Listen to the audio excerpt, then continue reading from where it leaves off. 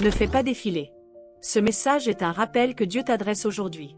Garde-le précieusement et lis jusqu'au bout. Car les 4 situations que je vais partager concernent ton destin éternel et celui de ta famille. Premièrement, ceux qui parlent mais n'agissent pas selon la vérité.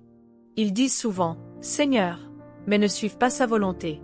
Comme il est écrit dans l'Évangile selon Matthieu.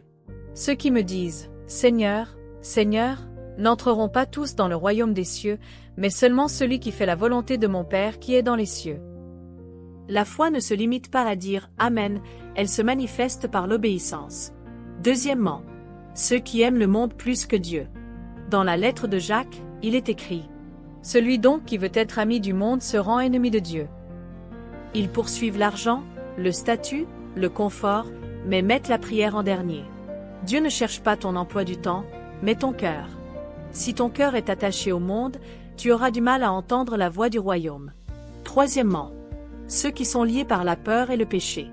Dans l'Épître aux Romains, il est dit « Ne vous conformez pas au siècle présent, mais soyez transformés par le renouvellement de l'intelligence. » Ils connaissent la vérité, mais sont encore entraînés par le péché et refusent de se repentir.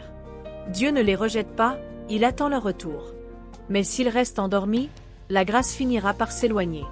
Quatrièmement, ceux qui refusent le jugement de Dieu dans les derniers jours. Dans la lettre aux Hébreux, il est écrit « Aujourd'hui, si vous entendez sa voix, n'endurcissez pas vos cœurs, comme lors de la révolte. » Dieu appelle encore à la repentance, à la purification et à la préparation. Car le jugement commence par la maison de Dieu, comme le rappelle la première lettre de Pierre. Ne reste pas au point de départ de la foi, marche dans l'obéissance. Chers frères et sœurs, le Seigneur Jésus revient bientôt. Il ne cherche pas des gens parfaits, mais des cœurs vraiment repentants et obéissants à la vérité. Écris dans les commentaires « Seigneur, je veux être reconnu par toi ». Partage ce message avec 3 personnes que tu aimes, peut-être qu'elles ont besoin de ce rappel. Si tu souhaites en savoir plus sur la vérité de la repentance, rejoins notre groupe d'études bibliques en ligne pour apprendre chaque jour la parole de Dieu. Dieu te guidera sur le chemin de la véritable repentance.